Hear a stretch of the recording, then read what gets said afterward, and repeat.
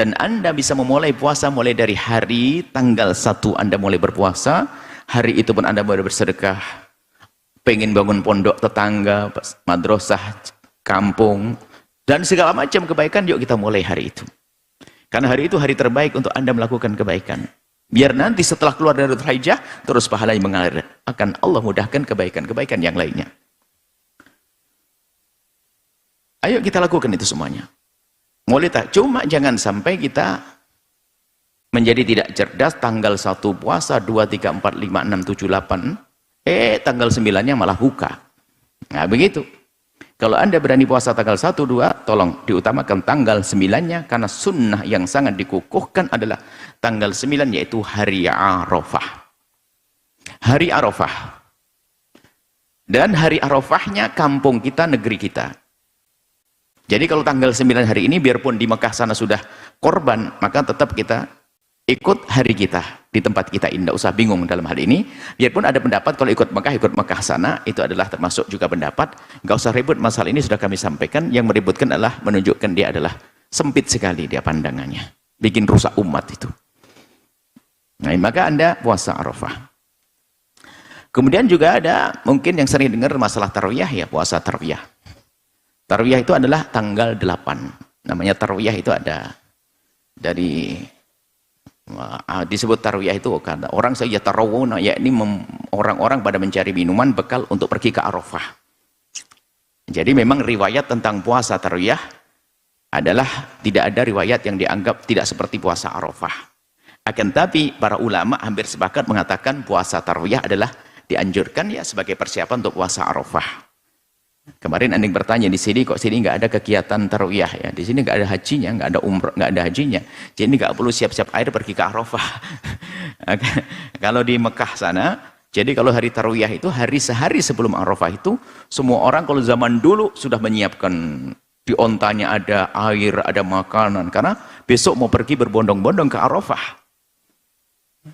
Nah, tarwiyah dikata juga sebagian mengatakan tarwiyah diambil dari kata kisah mimpi ru'yah manamiyah, itu melihat dalam mimpinya Nabi Ibrahim waktu disuruh menyembelih korban. Itu kan sehari sebelum hari raya korban. Maka itu ada tarwiyah diambil dari ini. Yang jelas tarwiyah adalah dianjurkan. Kalaupun belum ada riwayat, makanya jangan gara-gara hadis yang tidak dianggap sahih lalu tidak dianjurkan. Tetap dianjurkan, paling tidak tarwiyah tanggal 8 juga masuk di dalam 10 awal Dzulhijjah, maka jangan ragu untuk puasa.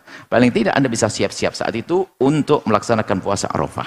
Saya ulang ya, baik dari segi waktunya, spesifik tanggal 9 Dzulhijjah, atau dari segi penekanan amalannya. Ini mungkin kita bisa pahami nih, kan? Dengan tidak lebih sulit dibandingkan dengan yang pertama nih, memahami setahun yang akan datang itu bagaimana. Dan ini nggak mungkin bisa dilakukan kalau nggak ada persiapan dari sebelumnya. Tapi kadang-kadang yang lebih utama dari faktor dalam ketidakmampuan mengendalikan nafsu dengan baik.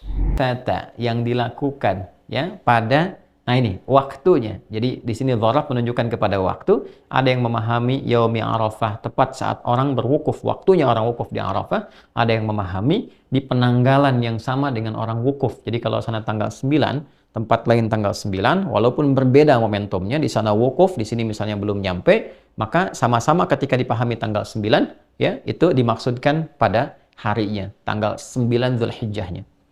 Jadi bagi orang yang wukuf, dipahaminya saat wukufnya, di waktu setempat, saat wukufnya, tanggal 9.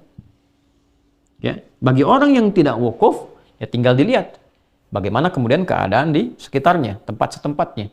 Ya, kalau dia bersamaan misalnya, samaan dengan orang yang wukuf, tanggal 9-nya sama, di waktu yang serupa, harinya sama, maka saat wukuf, sini pun kemudian menunaikan puasa. Tapi kalau misalnya perbedaannya di sana, hilal sudah masuk waktunya, sudah tampak, dari segi hisab juga sudah tampak, misalnya kan, atau di tempat lain hisabnya belum masuk misalnya, ru'yatnya nggak tampak, maka boleh jadi bisa berbeda. Di sana tanggal 9-nya hari A, di sini hari B misalnya, maka yang diambil waktunya. Ya, diambil apa? Waktunya. Singkatnya adalah, ini tanggal 9, ini pun tanggal 9. Tuh. Di puasa yang ditunaikan, pada tanggal 9 Dzulhijjah itu, di saat orang-orang yang wukuf di Arafah, siyamu yaumi Arafah, di hari orang-orang saat wukuf di Arafah. Ya kan? Tanggal berapa? Tanggal 9. Ketika di tempat lain didapatkan tanggal 9, di tanggal 9 Dzulhijjah, di sana wukuf, sini puasa. Itu yang dimaksudkan. Jadi yang di sana sedang berwukuf, di sini puasa. Nah, ini bukan puasa biasa. Tidak sama dengan puasa biasa. Ya. Puasa-puasa baik dari segi waktunya pun dari segi penekanan amalannya. Saya ulang ya. Baik dari segi waktunya, spesifik tanggal 9 Dzulhijjah, atau dari segi penekanan amalannya. Baik ya? Jika kita masuk ke bulan Ramadan misalnya, apa yang ditekankan di bulan Ramadan? Ya, mendekati Allah Subhanahu wa taala lewat peningkatan amal saleh, kan? Menahan nafsu, mengondisikan jiwa, kemudian tingkatkan ibadah kita siang dan malam dan seterusnya. Yang ini spesifik, teman-teman. Ada tafsirnya langsung dari Nabi sallallahu alaihi wasallam. Apa tafsiran dari Nabi? Perhatikan kalimatnya. Anni ahtasibu 'ala Allah Subhanahu wa taala. Sungguh aku berharap pada Allah Subhanahu wa taala di antara pahala dari puasa ini adalah yukaffiru sanatil lati qablahu atau ba'daha di riwayat Muslim, ya. Dan juga di At-Tirmidzi wasanatil lati qablahu. Jadi aku berharap bisa menggugurkan dosa-dosa setahun. Ya. Gugur dosa setahun yang akan datang. Oke. Dan setahun yang berlalu, telah berlalu. Saya akan agak pelan-pelan menerangkan di sini. Keutamaan puasa tanggal 9 Dzulhijjah. Bila orang berhaji, dia berwukuf di sana. Orang yang tidak berhaji, dia berpuasa. Dan di sini inti haji, al-hajju Arafah. Dan di sini inti untuk mendapatkan mabrur bagi orang puasa. Kata Nabi, orang-orang yang berpuasa di tanggal 9 Dzulhijjah ini, ya kan? Aku sangat berharap kepada Allah untuk memberikan pahalanya, keutamaannya. Ya kan? Selain pahala yang Allah berikan berupa nilai-nilai kebaikan, keutamaannya apa? Ya, yukaffiru sanatil lati ba'daha wa sanatil lati qablaha.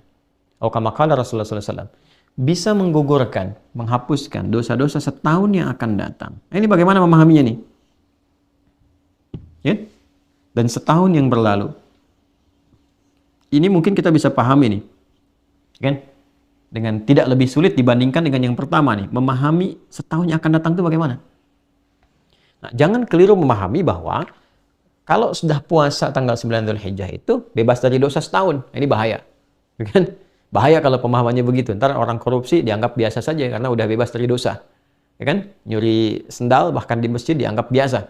Karena apa? Karena merasa sudah diampuni dosa. Bukan itu yang dimaksudkan.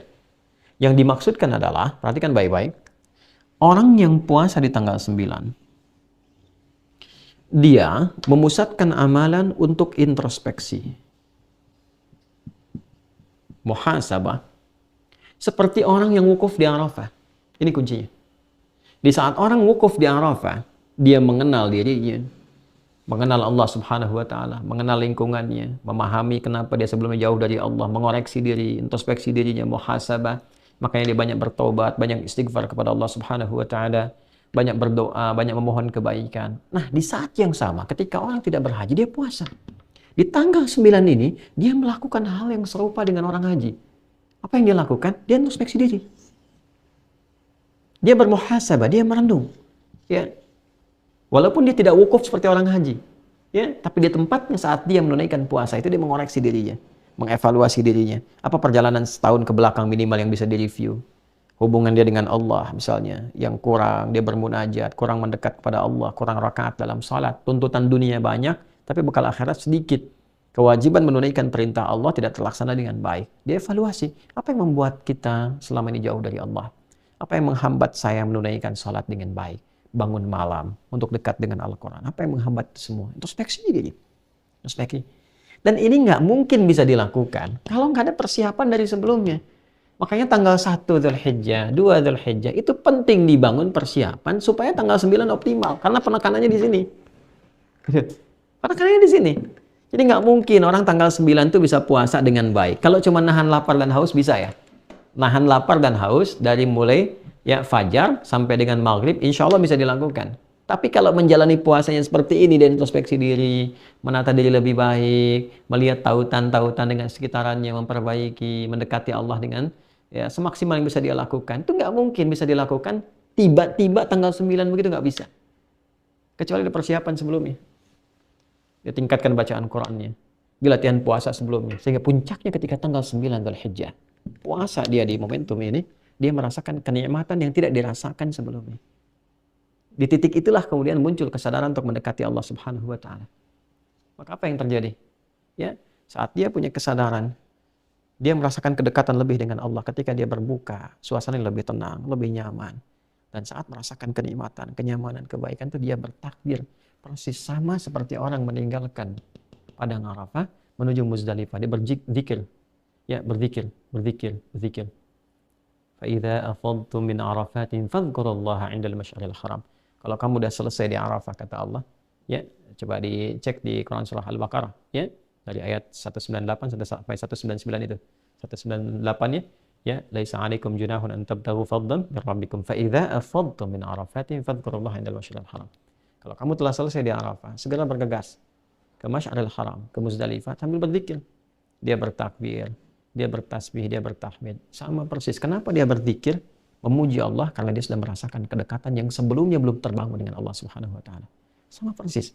Orang kalau sudah selesai, dia puasa, dia bermuhasabah, dia menangisi dirinya, bertobat, ingin jauh lebih baik dari sebelumnya. Tiba-tiba merasakan perubahan pada diri, dia bertakbir. Allahu Akbar, Allahu Akbar, Allahu Akbar. Malam 10 tuh. Ya, dan puncaknya di hari ke-10, teman-teman, apa yang terjadi? Hari ke-10. Yang di sana melontar jumrah saat fajar kan? Ya kan? Dia lontar, bukankah dengan kalimat Bismillah ya Allahu Akbar? Dan yang dilontar itu Aqabah kan? Tadi kita bahas menjelang Isya. Aqabah itu kan gambaran dari keadaan diri kita.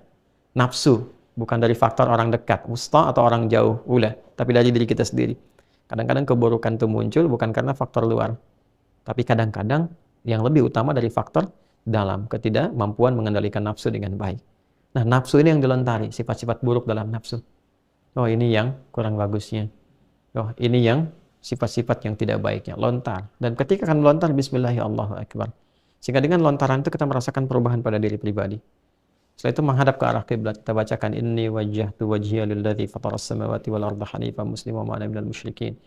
Ya Allah, aku menghadap pada dirimu, menghadapkan diriku sepenuhnya ya Allah. Aku bertawakal, pasrah pada Engkau penguasa langit dan bumi. Inna salati wa nusuki wa mahya wa mamati lillahi rabbil alamin.